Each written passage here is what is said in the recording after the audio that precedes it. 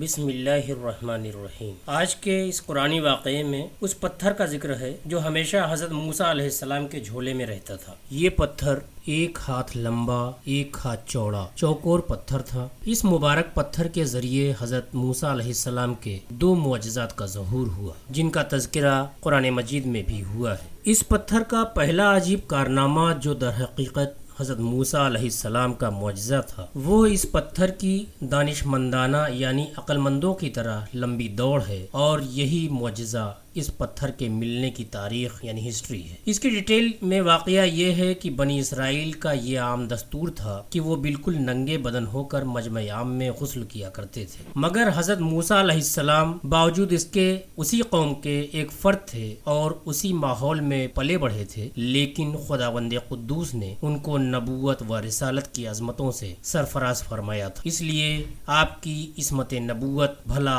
اس شرم سے بھرے دکھ اور بے غیرتی کو کب گوارا کر سکتی۔ آپ بنی اسرائیل کی اس بے حیائی سے سخت نالاں اور انتہائی بیزار تھے، یعنی ناراض اور پریشان تھے، اس لیے آپ ہمیشہ یا تو تنہائی میں تہبند پہن کر غسل فرمایا کرتے۔ بنی اسرائیل نے جب یہ دیکھا کہ آپ کبھی بھی ننگے ہو کر غسل نہیں فرماتے تو ظالموں نے آپ پر بدنامی و الزام لگا دیا کہ آپ کے بدن کے اندرونی حصے میں یا تو کوڑ کا سفید داغ ہے یا کوئی ایسا عیب ضرور ہے جس کو چھپانے کے لیے یہ کبھی برہنہ نہیں ہوتے، اور ظالموں نے اس تہمت کا اس قدر اعلان اور چرچا کیا کہ ہر کوچہ و بازار میں اس کا پروپیگنڈا پھیل گیا۔ اس مکروہ تہمت کے فتنہ و فساد کا حضرت موسیٰ علیہ السلام کے نازک دل پر بڑا صدمہ و رنج گزرا اور آپ بڑی کوفت اور اذیت میں پڑ گئے۔ تو خداوند قدوس اپنے مقدس کلیم کے رنج و غم کو بھلا کب گوارا فرماتا، اور اپنے ایک برگزیدہ رسول پر ایک عیب کی تہمت بھلا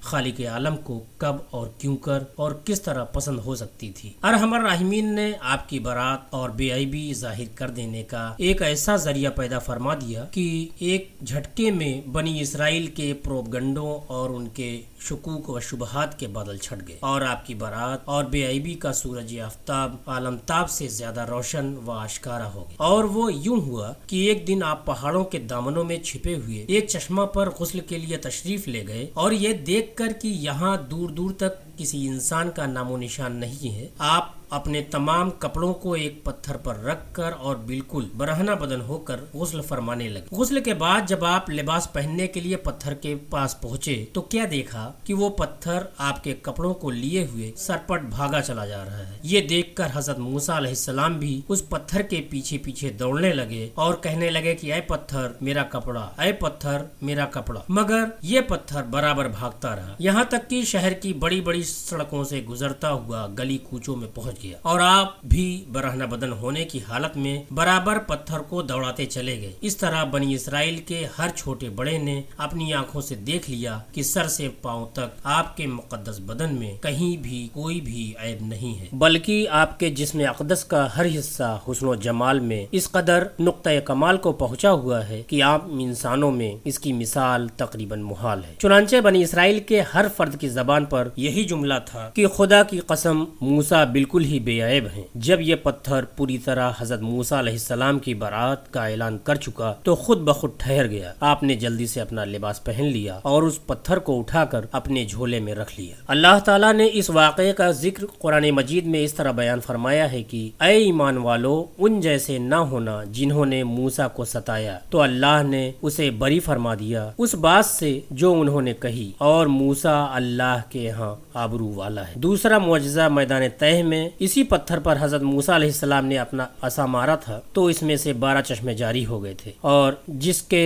پانی کو 40 برس تک بنی اسرائیل میدان طے میں استعمال کرتے رہے، اور جس کا پورا واقعہ آپ اس کے پہلے کی ویڈیو میں سن چکے ہیں۔ تو انشاءاللہ کسی اور قرآنی واقعے کے ساتھ آپ سے پھر ملاقات ہوگی۔ آپ اپنا خیال رکھیں، نماز وقت پر ادا کرتے رہیں۔ اللہ حافظ، اللہ حافظ، اللہ